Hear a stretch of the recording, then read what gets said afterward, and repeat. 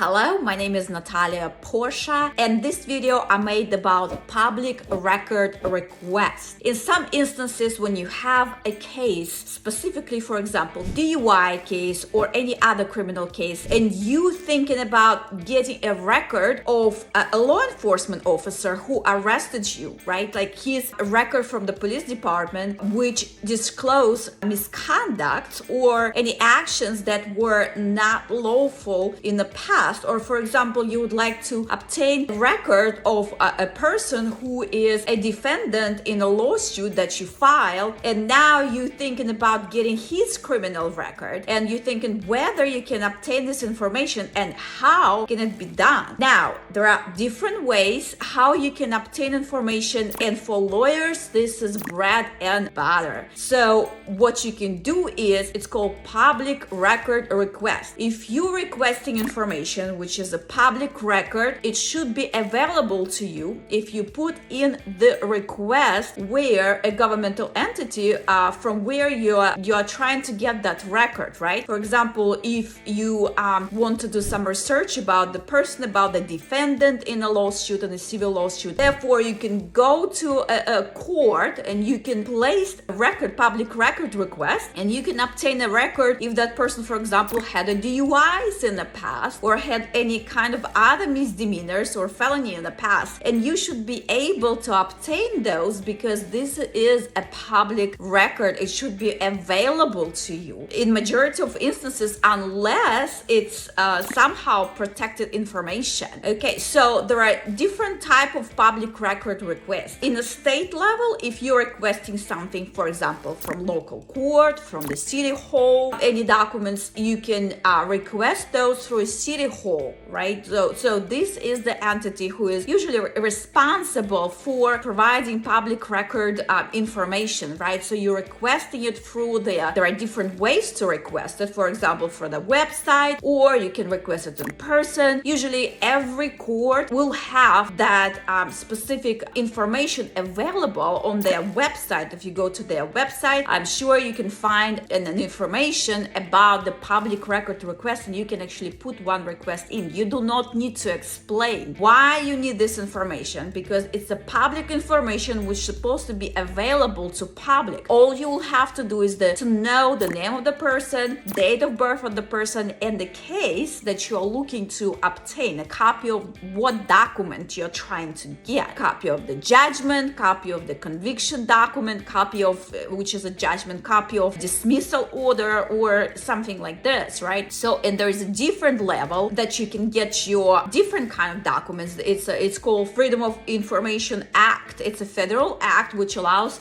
general public to obtain a public information. For example, if you are in immigration proceedings, there is a specific way of getting a copy of your file, for example, from USCIS. If you file form, let's say some form in the past, a long time ago, it's been 10 years, let's say, and now you don't remember what you wrote in those documents, right, in those forms that you have submitted. You don't remember whether you answer yes or no to specific questions, and now let's say you're applying for citizenship and you don't want to say something which is not really, you're not sure about, right? Because it might be a mistake. So it will be very, very wise if you go to the USCIS website and request a copy of your file through this specific record request, right? Freedom of Information Act request. So you can go there, request a copy of your file, and they should send it to you, right? Because it does take a long time sometimes in the federal level to receive information that you have requested in the past, but they do send a copies. And for me,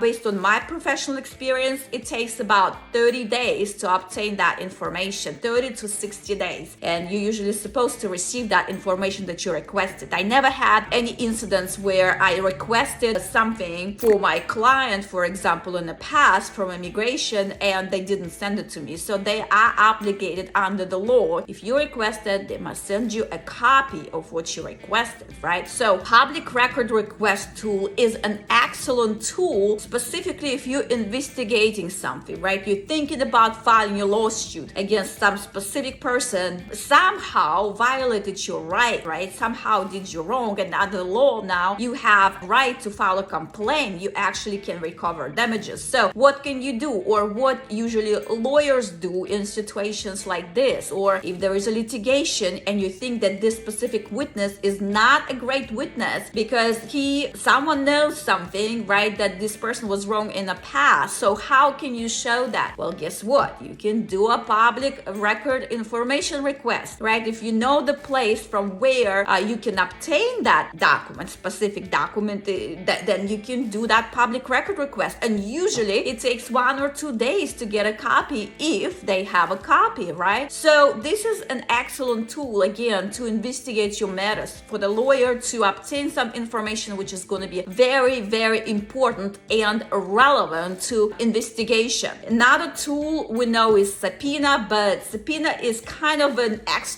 it's extreme tool, right? So there are different ways of getting information before we can go into subpoena, right? So subpoena is another tool, but what you have to remember is, which is very, very important thing, and guys, remember, this is not an attorney's advice, this is a general information only. But if you ever been in litigation before, if you ever had a contact with lawyers, and you might heard this before in the past about hearsay, right? And you are thinking, wow, how can I overcome if I have this document and this is so important for this case? For example, you have a child custody case, right? And you're thinking, I have that document that's gonna convince the judge that I should win the custody battle. And you're thinking, how can I persuade the judge to admit this into evidence? Because remember, the document is not important unless it's important, but it's not as important unless you can admit this document, if it's relevant, into the evidence in the case, right? So what do we need to do? For example, under Mississippi rules of evidence, we must have this document authenticated. Again, if we have a public record against this defendant and we want to admit this public record into evidence, you cannot just take this plain public record and say, Judge, here it is, admit this into evidence. That's not gonna work. It has to be authenticated. Therefore, you must submit with your request an affidavit for the clerk, for the person who is issuing you a public record request, an affidavit that this is true and correct public record of so-and-so person that I have provided, okay? So that's why sometimes, most of the time, you need to speak with an experienced lawyer before you decide to file a lawsuit, or before you decide to go to court and fight your case, right? Because I had so many cases where, let's say, the client would say, I have this good document and I just want to admit this into evidence and win this case. Well, guess what? The other opposing side or opposing attorney will make an objection, and if he or she does make an objection, that's really bad, because the document is not self-authenticated unless it fits the exception, right? So the document, plain document without certificate, right, of authentication,